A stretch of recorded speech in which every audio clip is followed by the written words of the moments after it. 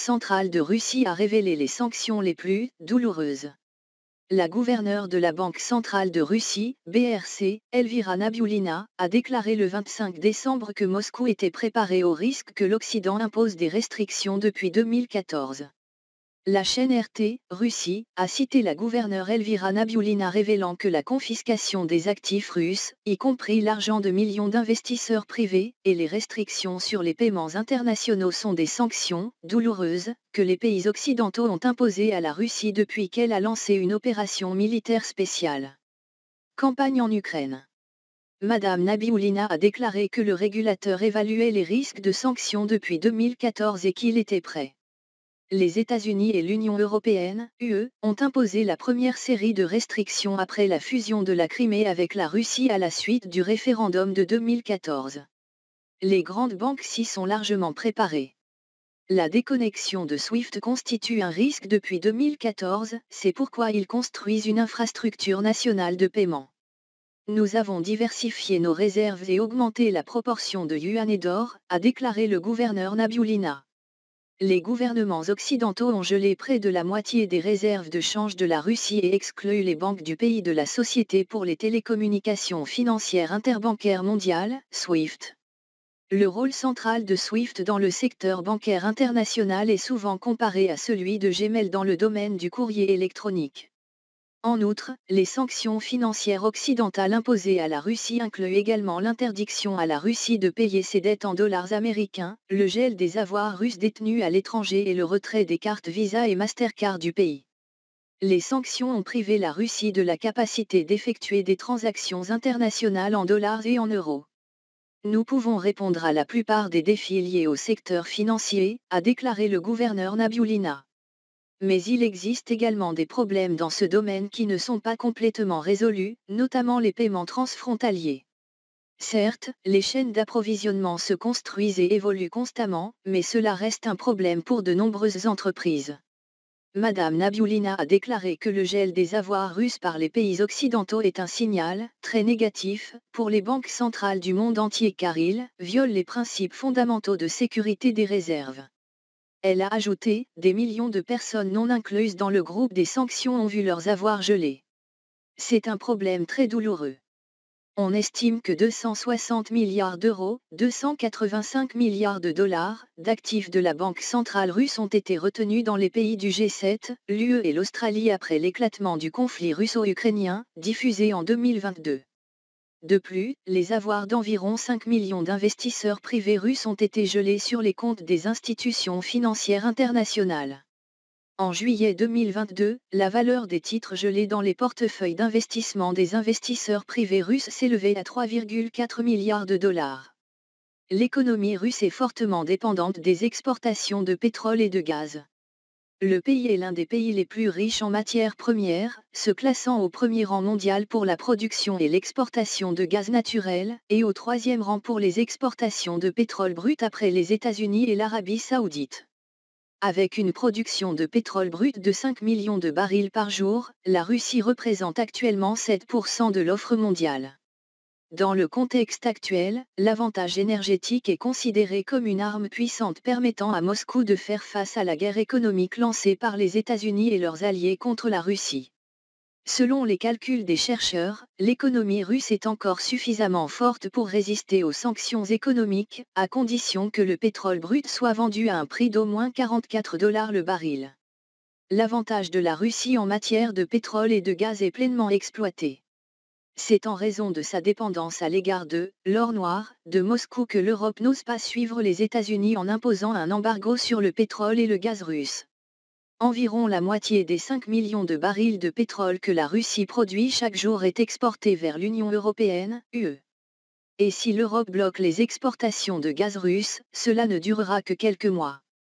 Selon l'Agence internationale de l'énergie, en 2021, l'UE importera environ 45% de son gaz de Russie. En 2020, les importations de pétrole de la Russie représentaient environ 25% des achats de pétrole brut du bloc. Cependant, la Russie a pris des mesures judicieuses pour ne pas trop dépendre de sa puissance énergétique.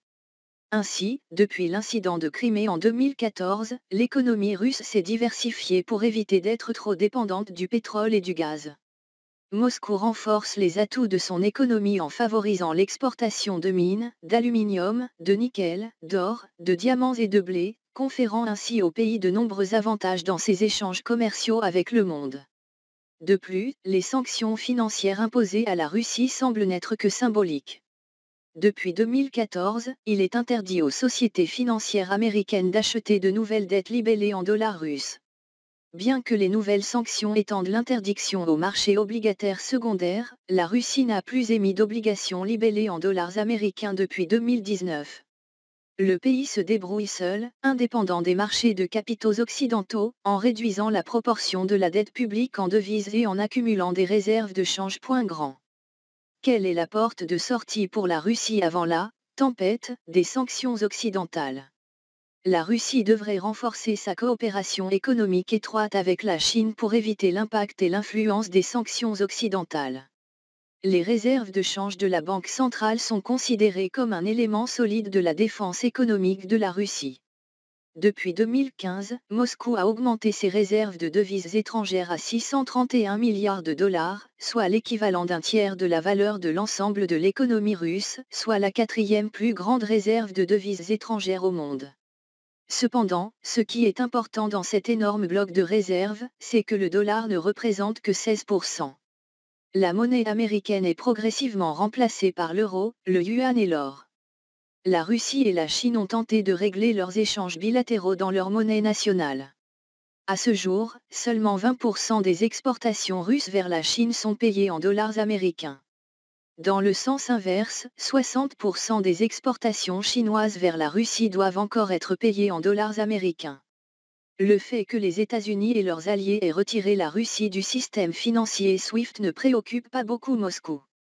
Pour faire face au système utilisé comme outil de pression par Washington, la Russie a lancé en 2018 son propre outil, le système de transfert d'argent, SPFS, actuellement connecté au réseau interbancaire chinois National SIP, système de paiement international chinois. Les sanctions actuelles imposées par les États-Unis et l'UE reposent principalement sur les activités de contrôle des banques et des institutions financières pour faire respecter les règles. Cependant, les crypto-monnaies sont considérées comme un débouché pour les flux commerciaux russes, réduisant ainsi l'efficacité des sanctions économiques. Parce que les monnaies numériques ont du potentiel, en permettant aux individus et aux organisations de détenir et d'effectuer des transactions en dehors du système financier traditionnel. Ces activités sont menées sur un système appelé Darknet, dont la plus grande part de marché, 75% en 2020, est la communauté russophone appelée Hydra. La Russie est le plus grand pays du monde possédant de nombreuses ressources minérales et dispose de nombreuses ressources pour faire face aux sanctions strictes des États-Unis et de l'Occident. Le problème est désormais d'avoir une stratégie claire et de mettre en place un mécanisme opérationnel permettant à la Russie d'exploiter ses ressources et de promouvoir ses atouts existants pour faire face plus efficacement aux sanctions. Peut-être que les sanctions sévères imposées par les États-Unis et leurs alliés à la Russie ne cesseront pas. Les développements sur le terrain en Ukraine détermineront si l'Occident va étendre sa politique et ajouter des sanctions contre Moscou ou non. Il faut toutefois affirmer que l'impact sur l'économie russe sera à long terme car ces embargos ne prennent pas fin du jour au lendemain, mais nécessitent un processus de négociation et de résolution pour parvenir à un consensus des deux côtés. La situation difficile pour l'Occident aujourd'hui est la réaction de la Russie après de fortes sanctions. Il pourrait provoquer des représailles économiques de la part de la Russie, sous la forme d'une cyberguerre ou de restrictions sur les ventes de gaz vers l'Europe. Les factures énergétiques en Europe devraient fortement augmenter. En outre, pour être efficaces, les sanctions imposées par les États-Unis et leurs alliés doivent être appliquées à l'échelle mondiale. Cela signifie qu'il y a une participation et une réponse de la part des pays asiatiques, notamment de la Chine et de l'Inde.